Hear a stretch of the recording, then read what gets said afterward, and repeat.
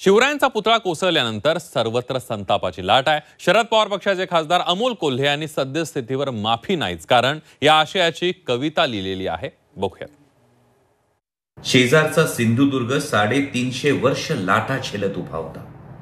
शेजारचा सिंधुदुर्ग 350 वर्ष लाटा झेलत उभा होता।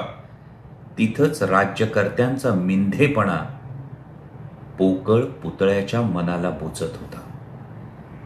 स्वार्थासाठी सत्तेसाठी महाराष्ट्र धर्माला तिलांजली दिली। इथं स्वार्थासाठी सत्तेसाठी महाराष्ट्र धर्माला तिलांजली दिली म्हणून निराशेनं शर्मेनं पुतळ्यानं नाही, महाराष्ट्राच्या स्वाभिमानानं मान टाकली।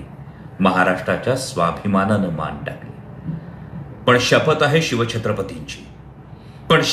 शिवछत्रपतींची, पुन्हा महाराष्ट्र धर्म जागवण्याची, रयतेचं राज्य साकारण्याची, स्वाभिमानी महाराष्ट्र पुन्हा नव्यानं घडवण्याची, स्वाभिमानी महाराष्ट्र पुन्हा नव्यानं घडवण्याची। जय महाराष्ट्र, जय शिवराय।